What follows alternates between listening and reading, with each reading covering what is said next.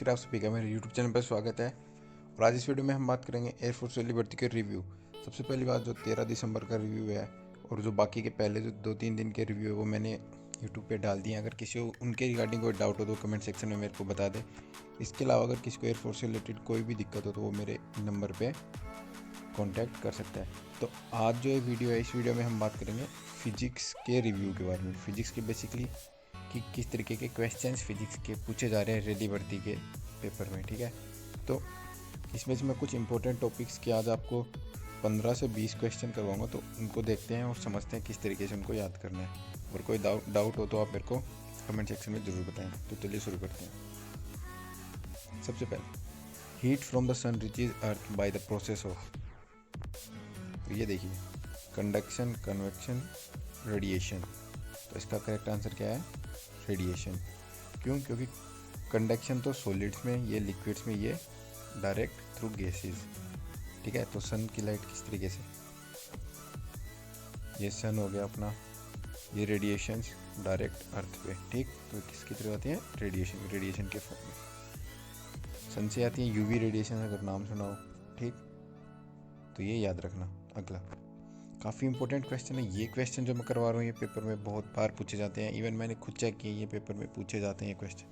तो ये क्वेश्चन तो लास्ट टाइम जो राजस्थान की रैली भर्ती उसमें भी पूछा गया था कि वो डिवाइस जो एसी को डीसी में कन्वर्ट कर देता है, अल्टरनेटिंग करंट को डायरेक्ट करंट में कन्वर्ट कर देता है, तो वो उसका आंसर क्या है?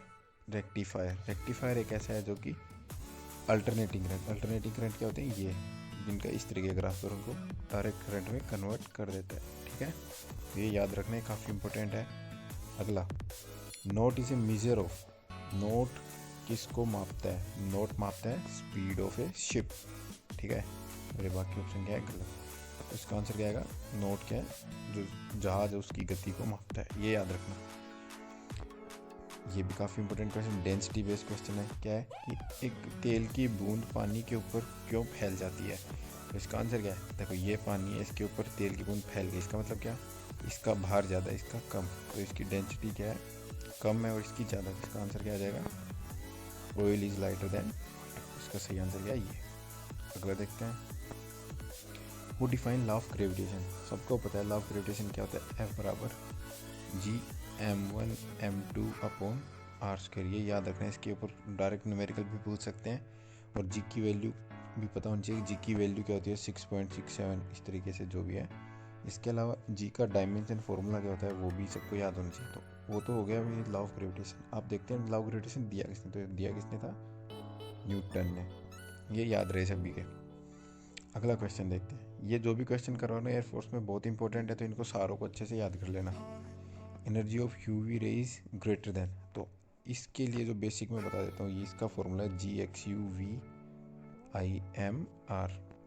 Gamma rays, X rays, UV, visible, infrared, microwave, radio wave, ठीक। तो ये है इनका शॉर्ट फंडा। बहुत क्वेश्चन पूछते हैं इसके बेस पे भी। और इसकी इधर जो है, ये वाली जो डायरेक्शन है, इसमें फ्रीक्वेंसी घटती है। तो सबसे ज़्यादा फ्रीक्वेंसी किसकी है? गामा रेज की। सबसे कम रेडियो वेव्स की।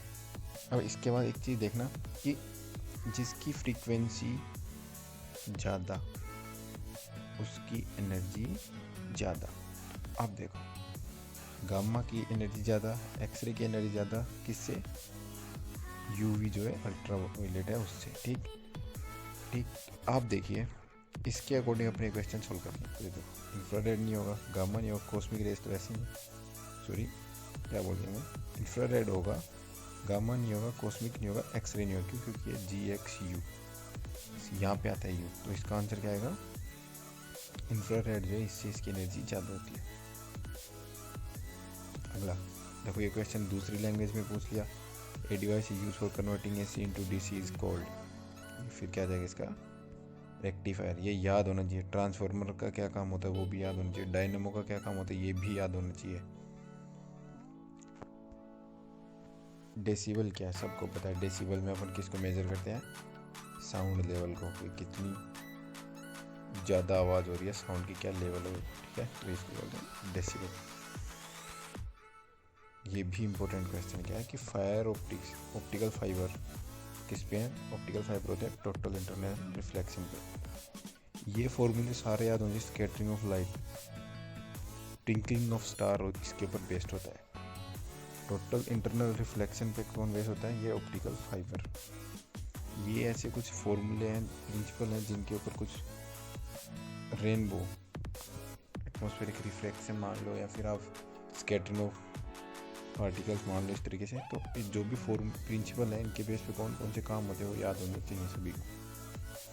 एयरफोर्स में बहुत पूछते हैं। Nuclear reactor use to produce electricity are based on. Nuclear reactor में क्या होता है कि जो भी रिएक्टिव एलिमेंट होता है वो टूट जाता है, दो छोटे छोटे, लाइक एक छोटा और एक बड़े एलिमेंट में, तो वो क्या होता है? न्यूक्लियर फ्यूजन होता है वहाँ पे। न्यूक्लियर फ्यूजन पे कौन सा बेस होता है? Atom bomb. ये भी पूछा हुआ क्वेश्चन है एयरफोर्स में। और न्यूक्लियर फ्यूजन पे कौन सा है? Hydrogen bomb. ये याद होना चाहिए, ये भी इंपॉर्टेंट क्वेश्चन है एयरफोर्स के लिए फिजिक्स का। इसके बाद अगला, which of the following is use to split the white light into different colours. तो इसके लिए क्या यूज होता है? प्रिज्म। प्रिज्म जो है उसके अंदर से लाइट जाती है और 7 कलर में टूट जाती है। और वो 7 कलर कौन कौन से होते हैं? विबग्योर। ठीक है, ये 7 कलर होते हैं।